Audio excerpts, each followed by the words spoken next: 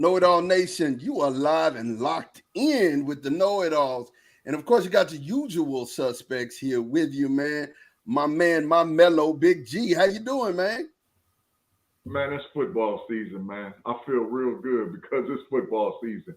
We had a Monday night football preseason game. High school games is going on, camp, preseason camp, college. Man, let's just get it in. It's football season. That's all I can say. The footy ball. That's what I'm talking about. We ready. What's up with it, Tate, man? How you doing, man? What's up, man? I mean, I need Big G to tell me for one of three that knows it all. I need him to tell me when the Monday night preseason football game was on.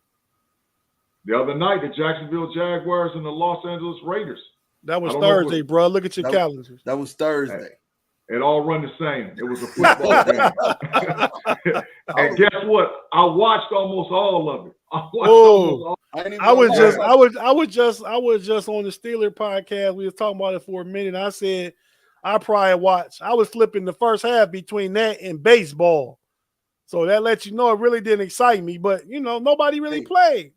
Trayvon Walker played and looked good. I was so hungry. Hey, listen, watch 2.5 quarters, watch to the third quarter. And that's something. I only watched to the third quarter of the Cowboy preseason game. So that means something.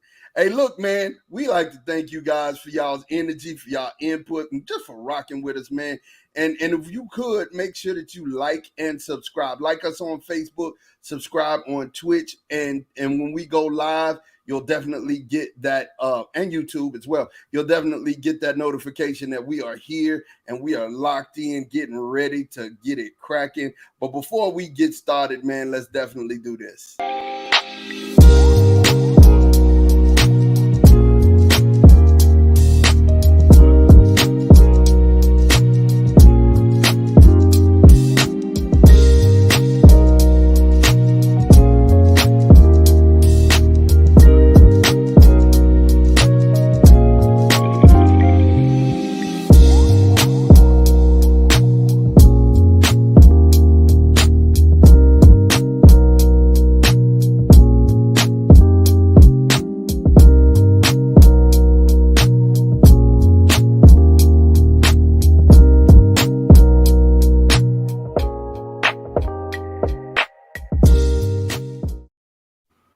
And we are back. We're ready to get it in. And, of course, we got B-Dot here with us, man. I'm going to tell you, B-Dirt, I love having B-Dirt here with me as soon as we start. He get me going and get me alive. And even he did it today. He said, I bust chops here a lot. I wanted to thank you guys for great sports content and being great men and ambassadors of good humans. Much love. I appreciate that a lot, B-Dirt, man. You are a friend of the program, and we love having you here. We love your opinion.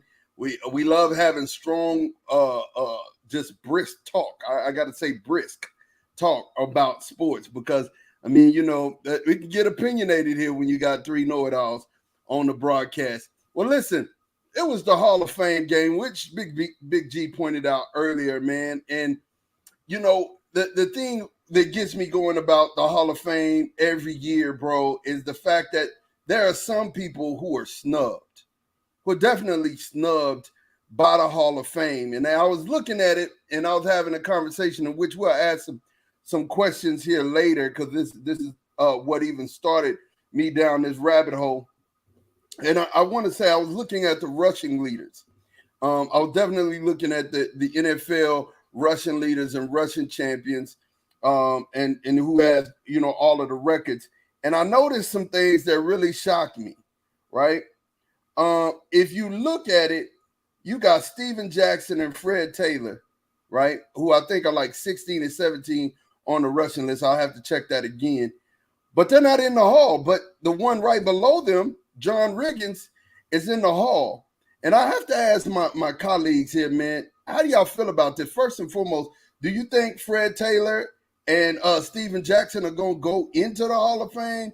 And then how y'all feel about them not being in the Hall of Fame? I'm going to start with Tate, man, because, he put some light on him. So he put some extra light on him. So I guess he wants to make sure he sees. I didn't realize it was off until I just looked up like, oh, my light not on.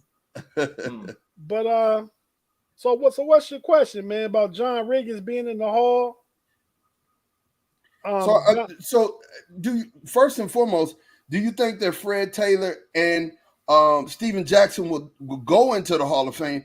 And how do you feel about them not being there? And John Riggins, and they've been on the list, for a couple of years now, and Steven ain't even got a mention. Fred has got snubbed. But how you feel about that? Just, how do you feel about it personally? Do you think that they'll make it? I think Fred Taylor should make it. I don't know so much about Steven. Like Steven Jackson, a great running back over his NFL career. But Fred Taylor was the man for a franchise for a lot of years. Arguably, Tony Boselli was the first Jacksonville Jaguar to go into the Hall of Fame yesterday. But you could argue Fred Taylor is the best Jacksonville Jaguar of all time. I don't have a problem. Riggins got a Super Bowl. He has some other career accolades. I remember he was real instrumental in that Washington Redskins at the time. Super Bowl back in 82, when they beat the Dolphins. They lost to the Raiders. That year they lost to the Raiders. They was the best team in the NFL that year. But Marcus Allen and the Raiders caught them slipping. But so I'm looking at the same list on here on my tablet. And so that's the ESPN. And I see where John Riggins is ranked 19. But Steven Jackson only has roughly 86 more yards than Riggins. So I don't have a problem. I think the bigger disparity is Fred Taylor not being in, but Edgerrin James is in, and Edgerrin James only has like 600 more yards than Fred Taylor. So I think Fred Taylor is next up on the list, to get in as far as the top 20 running back. I think everybody in the top was minus Corey Dillon. Everybody in the top 20 is in, obviously outside of Steven Jackson and Fred Taylor. Frank Gore will get in. Adrian Peterson will get in. And everybody else on the list is in. Okay. All right. I got a question. Where's Shady McCoy at on the list? We're going to get to that. 22. Right, I'm going to ask that in a minute. But let me ask you, G, what's your take on that, man? Fred Taylor, Steven Jackson. Fred Taylor was not going to get in the Hall of Fame before Tony Boselli. The bottom line is Mark Brunell, Tony Boselli, probably maybe Keenan McCardell, and maybe one or two. Yeah. But I'm not to cut you off, just as you give us your take. You realize Tony Boselli only played 7 years in the NFL. Correct, but Tony Boselli was first team all NFL 7 years. So Tony Boselli might be a top 10 tackle to ever play football. Injuries killed his career. So and he was the first or second overall. He was the first pick by the Jaguars, but I don't know if he went 1 or 2 in that draft. I can't remember if Carolina picked first and then Jacksonville, or was it Jacksonville then Carolina? Tony Boselli was number 1. Yeah. And he was three-time first-team All-Pro and 5 Pro Bowls in his 7 seasons. Yeah, and they let him go to the expansion draft. Houston, Texas drafted him. They let him go. Correct, but Tony Boselli was the face of the Jacksonville Jaguars. When Dom Capers came in and started that franchise with that team, it was unbelievable. Dom Capers was Carolina Panther. Tom Coughlin was Tom Coughlin. Yeah, I always get them reversed. I don't know why I do, but I always get. So you feel like Boselli had to go in before Taylor. So what about Steven Jackson? Going back to Fred Taylor, the issue is that Fred Taylor is also involved in some controversial stuff with the NFL. He's always been. So he's a one-sided guy. He's not, from what I've heard about him, he's also not the friendliest of teammates either. So, and when you talk about Hall of Fame voting, it's political. You got to have guys vote you in. It's not just your stats and your career. You got to be one of those guys where players will go and say, hey, look, this guy deserves to go in the Hall. But do I believe that Fred Taylor will eventually get in? 11,000 yards, come on, bro, he's getting in. But how many votes? I don't know. I'm looking right now. He's the owner of 42 franchise records. We won't get into all what the records are, but 42 franchise records. That's your best player ever in franchise history. That's your best player ever, bro. 11,000 yards, he's getting in. There's no he did his job, But do I think Steven Jackson Steven Jackson might be an odd man out to get in the Hall of Fame. He might be. Just for the simple fact of he's not the guy at any franchise. He was very good with the Rams. I think he played like one or two other seasons with a couple other different franchises. But, I mean, he's not like that memorable guy that you can say this guy should be in the Hall of Fame. He didn't make all-decade team. I can't necessarily give Steven Jackson the get in. But I think that Fred Taylor definitely will get in. That's just my opinion. Yeah,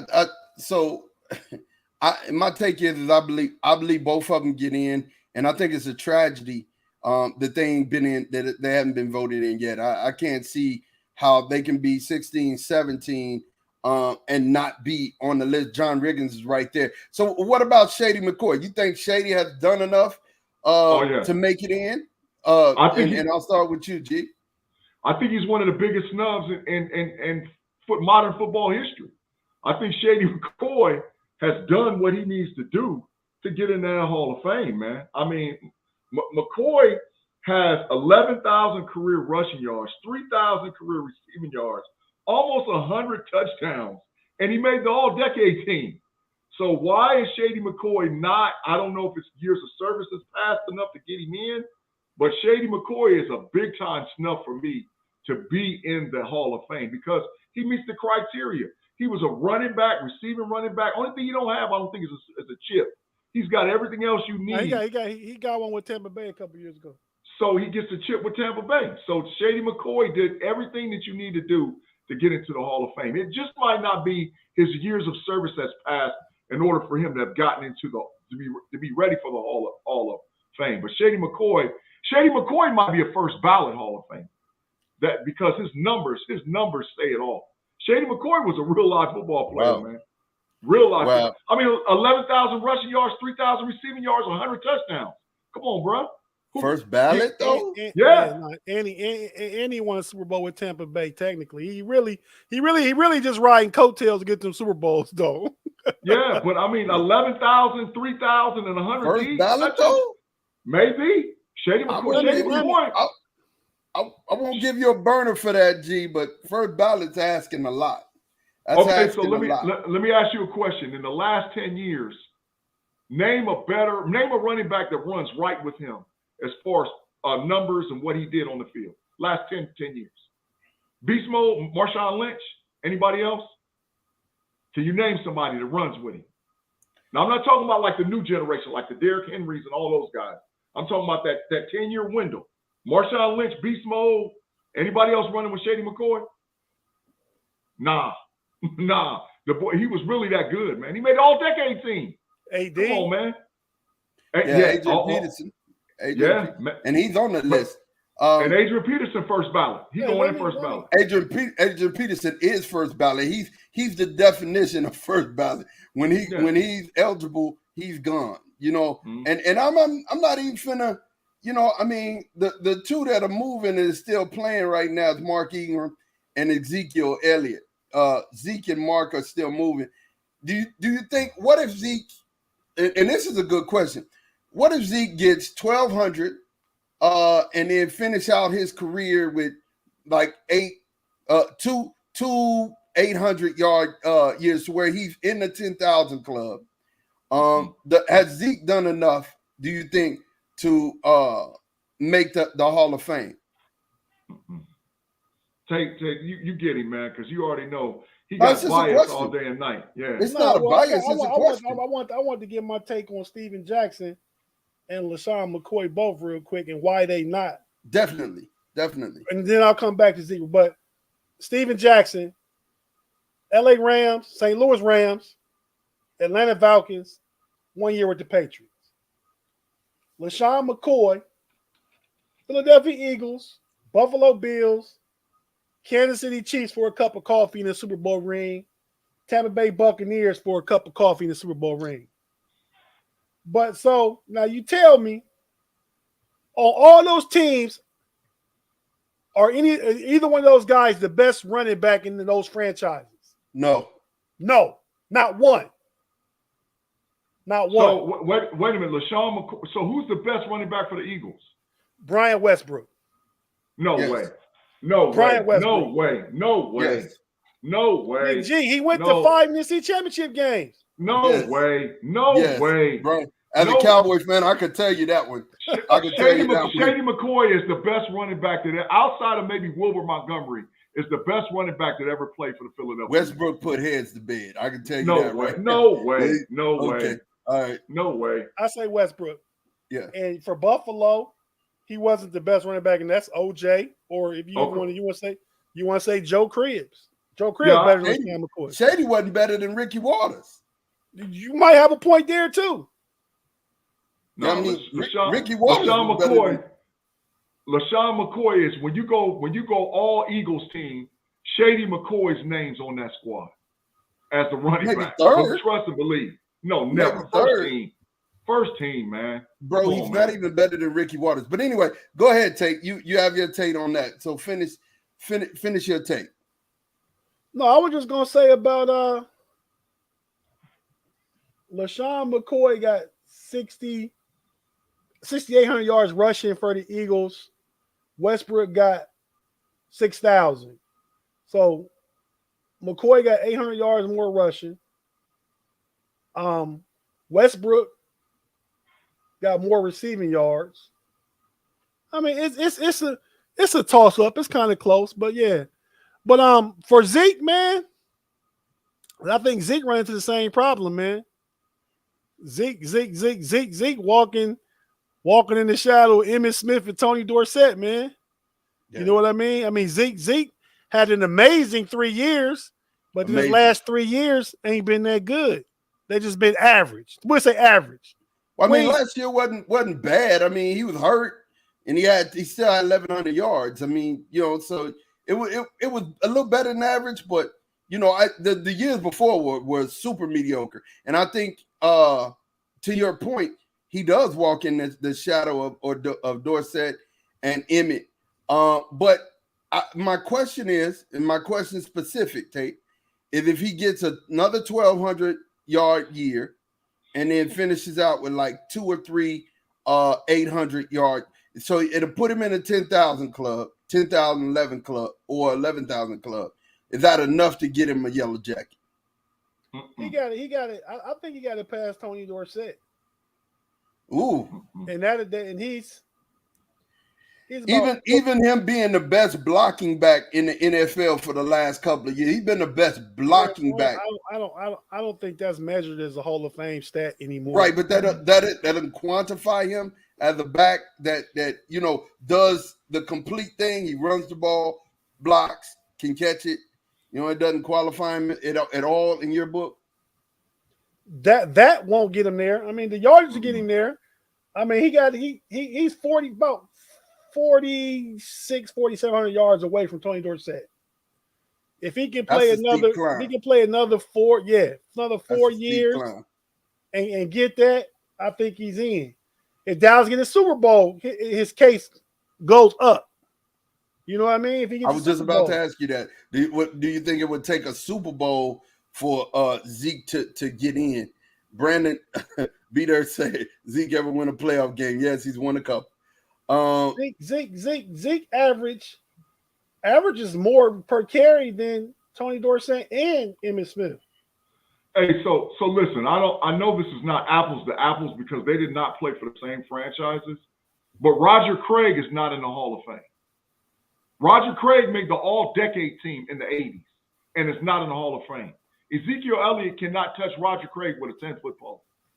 So Ezekiel Elliott is not getting in the Hall. If Roger Craig is not in the Hall of Fame, Ezekiel Elliott is not going to the Hall of Fame. Roger Craig, we're old enough to remember that Roger Craig was the first different running back in the history of football. Right? You talking about catching the ball out of the backfield, running little wheel routes, blocking and all whatever else. Roger Craig is the poster child for that. He was the first guy to do it. Well, I mean, he lived in the West Coast offense. So, I mean, correct. Yeah, of course, he had to do all of those things. But taking the focus off that, my question specifically, you're saying that's a no? Yeah, absolutely. No. The only way he gets in is they got to be continued for me. To be continued. Yeah. He's got to get 4,000 yards over the next 3 years, which I don't think he does, or next 3 or 4 years. He's got to get at least $4 grand, and they got to be in Super Bowl contention. If not, he won't sniff the hall. He won't see it because Roger Craig ain't there, and he's not better than Roger Craig. Roger Craig is a beast. I can tell you guys for sure that there's one guy who I know that's not going to get in, and it's sad, but that's Jamal Lewis.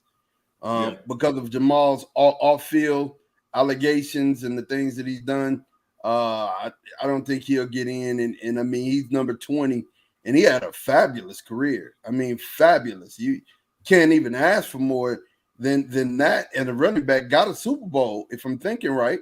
They won a Super Bowl while he was there. So it's like, you know, I mean, to have all of that on your resume. He got one Pro Bowl, and one first team All Pro. Jamal Lewis? I think we just looking a lot at the yardage. Right. I'm looking it's all yardage for me. Right? It's all yardage. Yeah.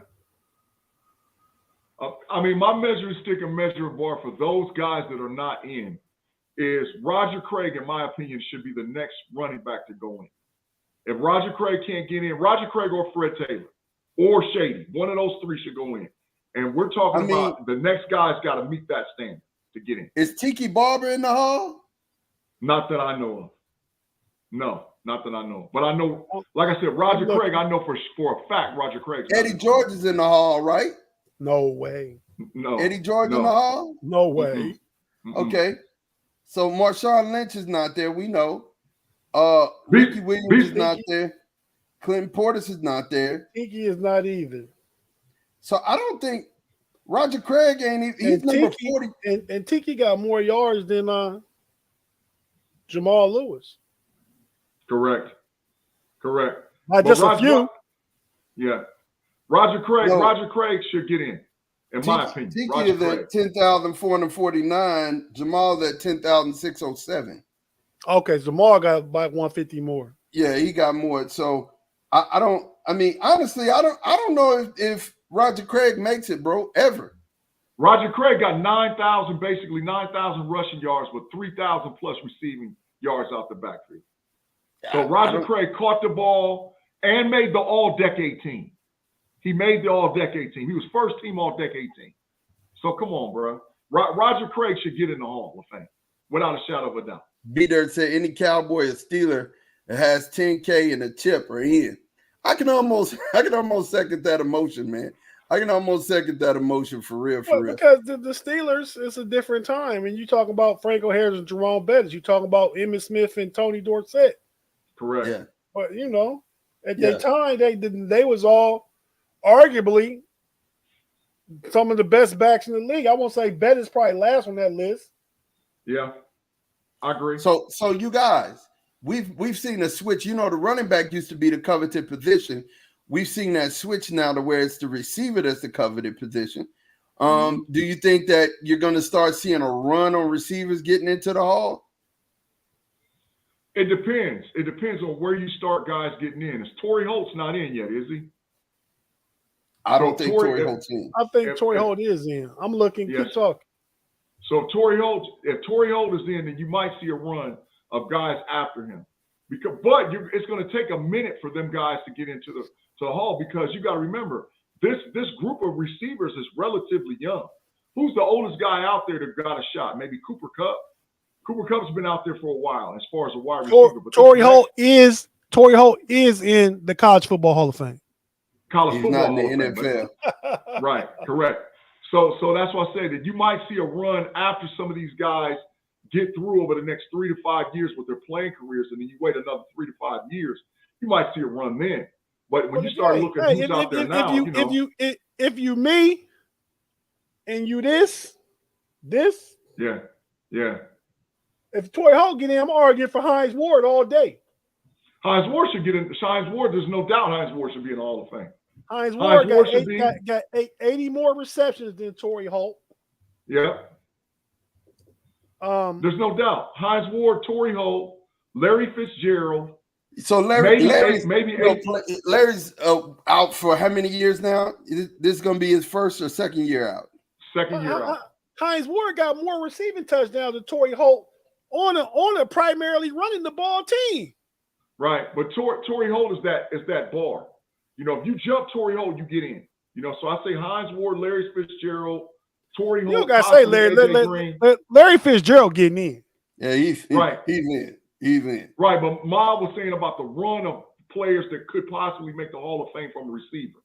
I would say those four. AJ Green, add to that list. He possibly could get in the Hall of Fame as a wide receiver, a younger guy who's not retired yet, but as long as the tooth and play a lot of years. Let's talk about Hines Ward for a second. I'm gonna pause here for a second. I mean, Hines Ward is 12,083 yards reception, right? From 98 to 2011. Mm-hmm.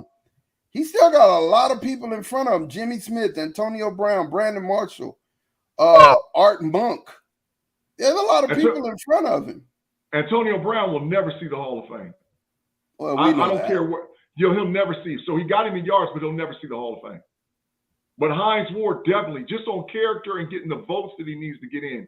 Hines Ward, because like I said, it's not just your stats and all whatever else. How much impact you had on your franchise and how many guys are willing to vote for you to get in. You got Hines Ward pulled up mine. Yeah, I'm looking at their stats right now. Charlie Joyner's right above Hines Ward, who's a Hall of Famer. So right? I got Torrey Holt pulled up. So Hines Ward got 1,000 receptions. Yeah, correct. Torrey Holt got 920. Right. Yeah, but Torrey Holt got 13,382 yards in 2 Super Bowls. About 1,300 yards more than Hines Ward. Yeah. Torrey Holt is the exception. Torrey Holt made 7 Pro Bowls. Hines Ward made 4. Mm-hmm. Yes, absolutely. And like I said, I think Torrey Holt. I can see the argument for Torrey Holt making it before Hines Ward, but I still think it's close for them too. Right, that's the bar of the. Well, what about Anquan Bolden? Anquan Bolden is not in. He's not in, and he's 13,779 yards. He's in that generation of guys that'll go in with the Larry Fitzgeralds, the Anquan Boldens, the AJ Greens. He's in that discussion. Reggie Wayne got to go in before all of them. Reggie Wayne's first ballot Hall of Fame. He's not even in the discussion. Reggie Wayne's going in the Hall of Fame.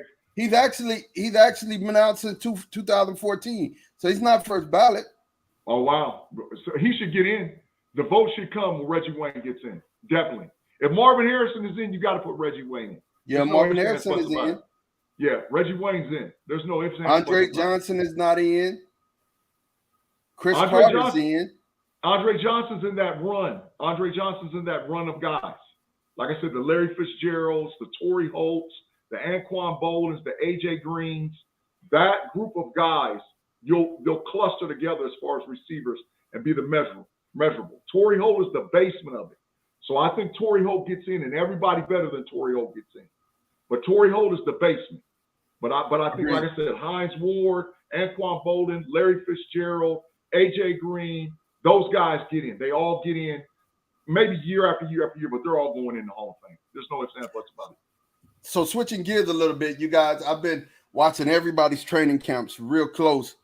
Came across my desk that your starting quarterback is gonna be Trubisky, and y'all third string quarterback is gonna be your number 1 draft pick.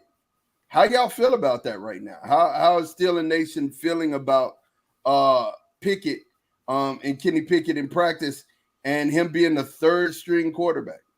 By the time the preseason is over with, he will not be the third string quarterback. He's going to get a lot of reps during the preseason. He's going to play a lot in the preseason. And by the time the preseason is over with, he's still got a shot to be the starter. It's going to be between Pickett and Trubisky. This dude's going to start. But he's going to get a lot of reps. It's a brand new game for him, right? So the windows are faster. Things move a lot faster. But once he gets it, he's got it. But right now, Trubisky's playing lights out football. I don't know. I've been watching the camp postings. You know, there was one practice he had where he had 17 straight passes. I mean, come on, and the ball didn't hit the ground. Come on, man. That's saying a whole lot for Mr. Trubisky. And I didn't see the 17 straight. I seen the 17 incompletions. Yeah, I saw that too. 17 incompletions. 17 incompletions, and that was troubling. Yeah, that was troubling. Early early anyway, it's no surprise to me that Kenny Pickett's third on the depth chart. That's just how they do rookies for the most part. George Pickens is one, but Calvin Austin, who's been the second best receiver in camp, is a fourth string receiver. Not fourth receiver, fourth string is where they got him labeled on the depth chart. Well, Pickens is starting. They got him labeled as starter. Yeah. I said it's typically Pickens is undeniable. Okay. As far as Mitch Trubisky goes, he had a bad early week. He couldn't score in the 7 shots. But I follow Steeler camp. You probably looked at some of it. I follow it closely. Najee Harris been out.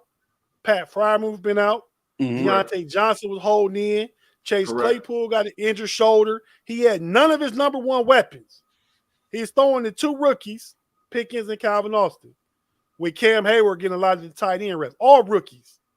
Right, correct. So Mitch yesterday, Saturday and Friday, he led 2 2-minute drills to touchdowns. He took them down. He getting some people back. He looked all right from the highlights I've seen and what I've read. Still not where he needs to be, but now they're getting the whole offense back. So now there's going to be some rapport building and stuff like that. Yeah. I fully expect Kenny Pickett to beat Mason Rudolph out. Mason Rudolph looks the best right now because he's been. Why do you expect that? Tell me, why do you expect? Because we've seen Mason for 4 years now. Correct. 11 games started. He looks the best right now in camp because he's a veteran going against a second team defense for the most part. He knows the playbook. He's been in Matt Canada's offense as a QB coach. His first year, Canada was there, and as the coordinator last year, so he got a leg up on everybody. Right. He knows the playbook without a shadow of a doubt. That's the only advantage he got. As far as Mason Rudolph standing back in the pocket and delivering good throws, he's still scared in the pocket, man. That was always Mason Rudolph's problem. I don't know if he got gun shy when Earl Thomas hit him in the face mask, and they had to take his face mask off and carry him off the field, or I don't know if it's when Myles Garrett busting with his own helmet. But one of the two, right? Hey, but take your pick. Mason Rudolph is nervous in the pocket. You can't have nerves in the pocket, and he will always have nerves in the pocket. Right. You don't need your court. And for the Steelers system, you need the guy to throw the ball between 23 and 25 times to win. And he needs to be somewhere around 18 or 19 completions with at least 2 shots deep, right? You can't dink and dunk like how we did over the last several years with Roethlisberger. You're going to have to stretch that ball down the field, and you got the guns to do it. You can send Claypool on a go route. You can send Pickens on a go route. You can send Austin on a go route. So I think that what Tate said as far as Trubisky starting out, yes, but the guy who can drop the ball 60 yards down the field on the fly that takes the top off the defense moving forward, and once he gets acclimated to the playbook is Pickens. But that's just going to be reps. So that's why I said in the preseason, you're going to see Kenny Pickett get a lot of reps, because they got to get him used to the speed and the size and the quickness of NFL players and be able to make decisions on the fly. The sooner he gets that playbook, the sooner you're going to see him become a star. So what do you think about Russie losing his second receiver? He hadn't it wasn't the guy he'd been him and Judy were getting some connections, but he lost his second. What do y'all think about Russie? How you think that's going to hurt him this year? You talking about Tim Patrick? Mm-hmm. I don't think it's a problem. I mean, Russ make whoever he got better. So he's still gonna have Jerry Jeudy, Cortland Sutton, Hamler from Penn State. Correct. He still got the tight end that was sharing time with the kid they traded to Seattle, Noah Fant. He was sharing time with Noah Fant, Ogun Scobie or something. I can't remember his name. Last name is Scobie. It's Scobie. Yeah. They got all them guys, and they got Melvin Gordon, and they got Devontae Williams, right? Williams, yep, from North Carolina. Yeah, I mean the Denver loaded, man. Still. So you think that's going to be something that Russell is able to kind of just get past? Tim Patrick was their second receiver last year because that's just who the quarterback last year went to Seattle. What was his name? Gosh, what is that boy's name? It's so inconsequential. He played in Missouri though in college. Yeah, but yeah, that was his target. I mean, far as pedigree and draft stock, Cortland Sutton and Jerry Jeudy both better than him. So what do you think Russell Wilson's gonna do with these receivers? He gonna make them better. Tim Patrick was gonna be a third or fourth receiver anyway. Okay. Right. Okay. Rusty's got to have guys he can throw moon balls to. If he's got a guy that he can throw a moon ball to and he can run up underneath it, that's what Rusty's going to hit you because he'll dink and duck you forever. But he's got to have that guy he can hit the moon ball with. So Drew I think that thanks, B Dirt. Thanks, sir. Jared Jeudy. Drew Lock is better than Joe Burrow. Oh my God! Oh my God! You just put that fire up for me. you done infuriated him. He threw something in the house right then and there when you said something. God dang it, Tate! Tate, I had a hot take from Mod though. I told them this a couple of days ago. But hold on, before we get off of that, it's about Rusty. It's about Rusty. Okay, go ahead. The hot take for Rusty is I think that Denver makes a trade. I think that Denver goes after Tyler Lockett. I think Rusty wants him to play, and I think Rusty wants to play with him. And I think that Denver makes a trade. I think Denver would even give up a first-round draft pick to get him. No way. And bring Tyler. Yes, they would. Denver wants to keep Rusty happy, and I think Rusty wants Tyler Lockett to come to Denver. I wouldn't be shocked if I saw it. I would not be shocked. So. Because of the loss. I couldn't see Denver trading for. They don't have that many. They had to give up picks to get Rusty. So, that's what I said. Tyler Lockett gonna be 30 years old at the beginning of the season. Okay. Yeah. So. It's not happening, Big G. I don't know. I'm telling you. I wouldn't be shocked. He said I would not be shocked. Commissioner's calling for the drug test. Listen. So about Tate, yeah, wow. Moving around the NFL, man. I told y'all that the Jets were going to be considerably better. I didn't, think they were going to be like this barn burners, but bro, they looking good in camp. What do you think about the Jets? Have you seen enough about them in your studies that you're feeling a certain way about the Jets? I mean, the Jets receive the young guys are getting off, and they're definitely doing, and of course, I mean, they're doing it against pros, but they're doing it against the pros on their team. But do you think the Jets are going to be better, Tate? I mean, are they going to be better than the three or four wins they got last year? Yeah, definitely. Probably. But, I mean, everybody looked good in camp. Not everybody. We're going to get to that in a minute, too. Most teams look good in camp because you're just practicing with shorts and shoulder pads on. You ain't Giants doing a whole look lot. horrible in camp, and I was so happy about that. But go ahead. No, I just think the Jets might go from 4 wins to 6 wins. I see that division, Buffalo's the top. I think Miami, New England fighting for second, and whoever don't win that battle going to be in third, and the Jets going to be in fourth in the division again. I mean, they're getting better, though. They're trending in the right direction. But when you go from 2 wins to 4 wins, you better trend in the right direction. See, I got a different take on the Jets. I think the Jets can legitimately win 8 games this year. I looked at their schedule, but it's all about injuries. It's about who you can keep healthy. And I think the Jets can legit win 8. I love that Breece Hall kid. I think Elijah Moore has a breakout season because now he's got Garrett Wilson standing right next to him. Everybody knows Corey Davis is a good receiver. The Braxton Barrows kid, the little slot guy that wiggles all over the place.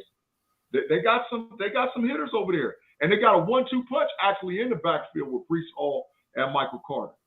So, Breece Hall has actually been studding up in right. And they brought in CJ Uzomah from the Cincinnati Bengals tight end. And then they got the tight end from Ohio State from last year. So they have offensive weapons. The issue is, where does Zach – see, the issue with all these young quarterbacks, Trey Young, Zach Wilson, Trevor Lawrence, Justin Fields, and Matt Jones. Hey, man. Where do they go from year 1 to year 2? And I think I'm coming back. I just got an alert I want to share with y'all. They just said I just got an alert said Derrick Henry breaks somebody's helmet with a stiff arm. I wouldn't be shocked. I mean, disrespectful. Derrick Henry is just totally. I mean, he's disrespectful. Him and Aaron Donald are just they're made up. I mean, for real. You know how when you got on the game, you got on Madden, and you made up a player. These guys are made up. It's just, I mean, it's ridiculous. It's ridiculous. Yeah. I seen a drill where Aaron Donald is choking somebody out. Like, how is that a drill? You know, that's super disrespectful. But you know, he's disrespectful. But go ahead, G. Finish your point. What I was saying is that the jump is how do they go from year one to year two? Trevor Lawrence, Justin Fields, Matt Jones, Trey Lance, and what's the other kid? Matt Jones. Yeah. So how do they jump? And so which one of those guys has the highest ceiling? Right. That's the tail of the tape. Trey Lance. That's what. Maybe. I mean, Trey Lance has a heck of OC, but I think Zach Wilson. Let's talk about this real quick, though. Yeah. Let's talk about this. They're finally trying to get up off Jimmy G. What do y'all think about that? What do y'all think about that move and them trying to get off Jimmy G? And where do you think Jimmy G ends up at? I'll start with you, Tate. No takers. No takers. Right, correct. I mean, I can't think of a taker. I mean, Seattle potentially, but I think they want to tank. They want to get Bryce Young or C.J. Stroud next year. Jimmy G will win too many games. He at least good to make Seattle win 6 or 7 games where they could be maybe out of that, you know, contention for the number 1, number 2 for a top 2 or 3 pick. I don't see a market for Jimmy G. I don't. Right. I agree wholeheartedly. I agree wholeheartedly. The issue is that every year, traditionally, there's a quarterback that gets hurt in training camp. And so once that injury happens, then that's where you'll see Jimmy G end up. I don't wish bad for any of the quarterbacks, but somebody's number 1 guy, not in Pittsburgh because they got a rookie sitting behind him, but I'm talking about a team that's only got 1 quarterback with not a really good guy sitting behind him. A quarterback will get hurt and Garoppolo will get traded. That's how it's going to work. They won't leave him there too long. He might start the season out there, but eventually somebody's going to get hurt and they're going to trade for Jimmy G. I think if I was Jimmy G, I'd want to go to the Giants. I mean, because I mean, right now he's not it. I can say it. He's over there throwing ducks. Danny Dimes is over there throwing ducks right now. I mean, just wonk, wonk, wonk, wonk. The Giants will give it a go with Danny Dimes. Just see what Dayball, the new coach, can do with him. That he uses that mobility in his game plan as far as a quarterback. You see what Josh Allen was able to do. Now, Daniel Jones is not Josh Allen, but stylistically, he will run. He's pretty fast. I didn't see him take something like 75 yards in the house. Yes. I didn't see him take one like 70 yards and trip over himself. Yeah. But then I think the backup though is Tyrod Taylor, a proven NFL quarterback. So I don't see them paying $27 million for Jimmy G when they got Tyrod Taylor, who wins games the same way Jimmy G wins games. The same way. Yeah. The exact same way. So no takers, you guys, huh? Yeah. Not unless you see like a place he could end up is like if a Jameson Winston went down. You can see him play for the Saints. You know, if a guy like that where they don't necessarily have a really good backup plan, that's where you would see Jimmy Garoppolo go. But like Tate said, the Giants have Tyrod Taylor as the backup. So what in the heck would you get Jimmy G for? You don't need him. You know, what the heck would you pay Jimmy G $27 million for? That's the biggest thing. I think that's the biggest thing, Tate. I would agree with you. It's the money. It's the money. And Jimmy G is not going to get the payday. He wanted. He should have left before. You know, I foresee him getting cut or somebody picking him up in the next offseason. I don't see nobody grabbing him or gravitating to him at all. If he gets cut, he'll get picked up by somebody to be a backup because they don't have all the money invested in him. The question was who trades for Jimmy G. Nobody trades for him. Correct. That's the statement. Not unless, like I said, not unless you have a team where you feel that you can win And the number one guy, there's a big gap between the number one guy and the number two guy. And that's a team, and then you make it. But then, like you said, do you make the money work? It's $27 million. A lot of teams ain't giving that money for a guy who's been traditionally never makes it through a full season. So that's where it comes into question. But you never know. He played like 19 and 17 games, including the playoffs the past 2 years. But still, I think the thing with Jimmy G, he just is not. I mean, teams win in spite of him. You know, he's on teams where the defense carries the day. I mean, Jimmy G's playoff career numbers the past 3 or 4 years is like 4 touchdowns, 7 interceptions, 60% completion percentage, and like a 75 QB rating. Nothing spectacular. He ain't doing nothing. So I got a question there about the 49ers. Does Trey Lance make them better? So they win the division with Trey Lance? That's what you're telling me. It's a division with the Rams. Division with the Rams. And the Cardinals. But better doesn't necessarily translate to winning the tough division. It translates to getting to the playoffs, and is your offense a bigger threat now than it was before? And I think the answer to that is yes. See, and that's why I'm talking about do they have – that's that second year. You're saying Trey Lance is the guy for the second year, jumping from year one to year two. I'm not so sold about Trey Lance because he hadn't seen no playing time. I think he's got a lot of potential, but he just said, I ain't seen him play. He's got a good coach, too, and that makes a big difference as far as the offensive coordinator and head coach. You know, I ain't seen Trey Lance play, but what Jimmy G gave you, I think Trey Lance can give you. I think Trey Lance can give you 18 to 20 touchdowns, you know, 12, 14 interceptions, but he gonna give you another 600 yards with his legs. Yeah, he gonna open up the running game. The RPO is gonna be way more open for them running backs they got back there in them schemes. Yeah, correct. So you don't have to put up better numbers to be a bigger difference maker. Yeah. How many games did they win last year? 11, and they made it to the NFC Championship game. So plus minus 11, I don't know. We'll see. But like Tatum might be right. They could win 10 and be a better team come to playoffs. It could definitely go down like that. But I'm like I said, I'm not sold about. I think Zach Wilson's got a lot of potential. I like Zach Wilson. I like Justin Fields. Justin Fields just doesn't have weapons. I like Trey Lance better than Zach Wilson. Zach Wilson's going to be a good pro. He's going to be, before it's all said and done. And they build a team around him. They're just babies. They're just a bunch of kids. 49ers were 10-7 last year. So they win more than 10. Over under more games. Mac Jones. Wins or losses? Wins and losses. They went to the playoffs last year. He won last year. Over what he won last year, or under what he won last year? The Patriots won 10 games last year. I got them over. I got them 1 game better. I go under. I don't think the Patriots make the playoffs.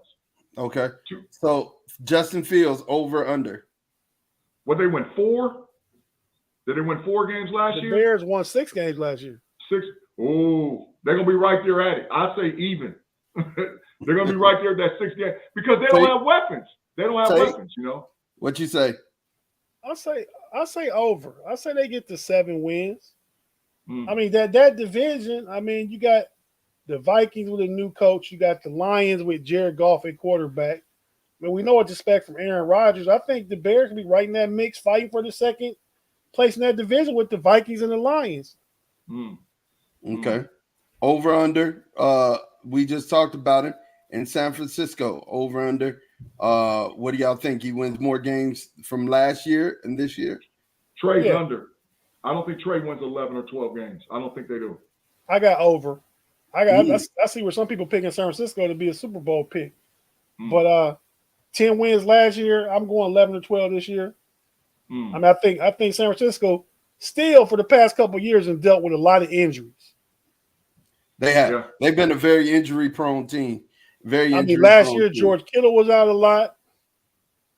Lost running backs. Lost running backs. Yeah, definitely. So, and how many games did the Jets win last year? The Jets won 4 games. Oh, they're going to at least 7. 6. They're going from they're going at least, in my opinion, at least 7. Last one, Jacksonville. Jacksonville with Trevor Lawrence. They won one game. So we say you're jumping on over. Yeah, over. They're not even the worst team in their division anymore. The Houston Texans are. So now they definitely have to beat, I mean, Davis Mills is looking good, man. I mean, Nah, they're tanking. They're tanking for C.J. Stroud. If a team ever tanked to get a guy, they're going to tank to get C.J. Stroud. Yeah, they're going to tank. Davis Mills, is decent, but he's the fourth quarterback in that division, and that's behind Tannehill and an old Matt Ryan. Yeah. Matt Ryan might be the best quarterback in that division. The Jaguars are the best quarterback in that division. Okay. All right. Well, I can say that Jacksonville is going to be better, way better than they were last year. I'd say they win more than 4 games.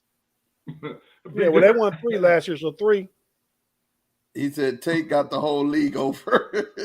I got the Bengals under.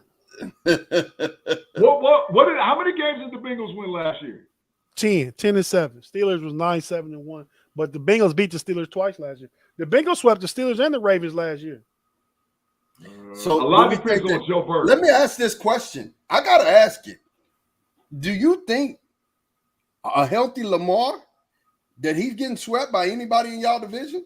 No. I even said y'all split with Baltimore. No. I don't think anybody's sweeping Baltimore with a healthy Lamar. Lamar when he plays against Pittsburgh during his career is 1-3 against Pittsburgh. And the one game he won, Juju fumbled the ball in overtime when we was in field goal range to win the game. But Lamar Jackson's 1-3 as a starter against the Steelers. And still don't think I honestly don't think that nobody sweeps. I'm just saying we swept them last year. Lamar only played one of the games. But I mean, I think our defense gives Lamar a lot of problems. If anybody in the division sweeps from this year, it's going to be the Steelers in that defense with Miles Jack, Devin Bush, Minka Fitzpatrick, TJ Lamar Watt. doesn't like a rush coming from the middle. He don't like that. That's the thing that messes him up all day, every day. But he loves to be able to step up and then move out. He's also so used to moving out. The Steelers contain. They have a controlled rush. They bring edge rushers, but they never get too wide out of control where he can get outside the pocket. Right. So I mean, I just think that B-Dirt said the Steelers have 3 backup QBs. No, B-Dirt, he just mad. Joe Burrow was a backup quarterback before he wasn't. Hey, but the issue is not Joe Burrow's issue is his injury status, and that's why I think that they're not as good as what they were last year. I mean, he had appendectomy surgery, man. Ain't no telling how he's going to end up. Hey, Big G, I'm telling you, man. I look at a lot of the tape, man. I see. I'm not saying from a pedigree level, but I see a lot of Joe Burrow and Kenny Pickett's game, man. That's what I see. I'm not doubting that. I told you. I said that Kenny Pickett at the end of the day is going to be the number 2, and he's going to fight. He's going to fight Mr. Trubisky for that starting job. I wouldn't be mad if the Steelers went ahead and just put Kenny Pickett in there and let's just get our young guy in and get him going. You need to. I mean, they did the same thing with Roethlisberger. I ain't saying you need to. I mean, man, Roethlisberger was on the bench. Tommy Myers got hurt in the second game of the year. Roethlisberger came in. Yeah, and he won 14 games. He was 14-1 or 15-1 or whatever it was. Yeah, 14 and made it to the AFC Championship game. So you let him play. The only way you get young guys better at the quarterback position is you got to put them in the game. Them being on the bench doesn't work. You have to insert them in the game. Unless they're behind the GOAT. If they're behind the GOAT, somebody who can give them some information and instruction on how to play the game, it benefits them. It ain't no GOATs in Pittsburgh. One Tony Romo a GOAT? No, heck no. I won't say he was a GOAT, but he was a good quarter. He wasn't a GOAT. He wasn't a GOAT. He was a good quarterback. I can tell you one thing. He Dallas career passing leader, right? Yeah. I can tell you one thing, though. He would be a dang good coordinator. If there's anybody who needs to be an offense coordinator, Tony Romo is. I mean, he understands. He is on Peyton Manning type level, understanding the game of football from a quarterback's position. He doesn't have that Peyton Manning type talent, but he was definitely on his level for the understanding of the game, right? So parting shots, you guys. I want to hear you guys. I agree with Tony Romo. I think Tony Romo will be a great NFL coach. Oh, not absolutely. Not just an OC, a great coach. Tony Romo understands football. Understands it. I've seen him too many times call out a play and it be exactly what he said. You know, he's like, oh, look at the top. Look at the top. He's wide open. And sure enough, he's wide open. But parting shots, you guys. Definitely let's get in our parting shots. I'll go first. Normally I always wait. You know what? I am so excited for the start of football. I wish we could get this Deshaun Watson thing out of the way. It's taken away from the sport. Everybody is excited. We have football back, man. I mean, the Raiders mauled whoever they played, Jacksonville. It was so, I mean, they mauled them, and they mauled them with just reserves. And of course, Jacksonville didn't have none of their stars in the game. So, you know, it wasn't a game of the preseason, but we're all ready to get to football, man. Let's get away from all the distraction. Let's let it all play out. Get it. I don't even want to hear about it anymore. I don't even want to report about it. Let's get to football, man. We got college football starting. We got high school football starting. And, you know, high school football is king here in Texas. We got some good programs. Shout out to my Coleman Blue Cats. Shout out to my Abilene High Warbirds. Shout out to my Travis Rebels. Man, I'm just excited. I'm excited for football. Let's get to it, man. Parting shot, G. Talk to me. Man, this is a burner, man. This is a burner. And it's going to be a hard one and a hot one. But mark it on your calendar. The Ohio State Buckeyes 2022 season will be the greatest offensive show in college football history, barring injury. If C.J. Stroud does not get hurt, and what they have coming out on that field, I'm telling you right now, Julian Fleming, Emeka Egbuka, Marvin Harrison Jr., Jackson Smith-Njigba, Kenny Babb, and the tight end kid with Travion Henderson, Big Williams, and Pryor, you have never seen anything. It's going to be like playing a video game. They can score 50 at will. At will. The only thing that will stop them is if they get too cute. And I'm telling you right now, Ohio State might break. LSU got all the records for a single season, putting up points and all whatever else. Ohio State's 2022 team, barring injury, breaks every LSU record. And they become the number one prolific offense ever in college football. All right. And Tate, your parting shot. Hey, man, I just like to see the Biden administration do what they can to get Brittany Griner released from Russian prison. She was sentenced to 9 years. I mean, this whole thing is very, very political. It's Vladimir Putin using it as political leverage with the United States because, you know, he's in Crimea and just, you know, trying to take over. And the United States we're funding their efforts to defend themselves and stuff like that. And Vladimir Putin is just using this as a leverage piece. And, you know, this woman's family, her wife, I mean, like her family, her team, her friends and family, we want her back. And we want the other gentleman back that's being detained over there too, wrongly. I mean, you know, they went to court in Russia, but Russian court is not like American court. It's just a, you know, it's a farce court, a clown court. They just go through the motions, knowing what it's going to be. But I just want to see Biden administration do everything they can to get Brittany Griner released.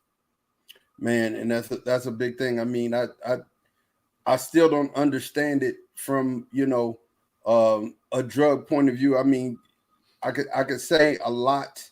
You know, I could say a lot. I have a lot to say, but it ain't like she was, supplying the whole hood with a vape pen. I get it. You know what I'm saying? I get it. There should have been something, and I know it's political. And I mean, as a youngster, we did so many crazy different things, but there's a responsibility level. And then, I mean, to get into it, there is a responsibility level, but this 9 years is excessive. It's way too much. And the gist of the matter is it is political, and Putin's doing it on purpose. So, whatever needs to be done has to be done. And I hate it for her. I hate it for her family. I hate it for her teammates. Everybody involved. It really sucks. It really sucks for real. So, definitely we appreciate you. Go ahead, take one more thing. Shout out to you, man. To you and your son for your daughter-in-law, his wife getting her master's degree this weekend, man. Yeah, I was excited about that. I was super excited about getting her master's.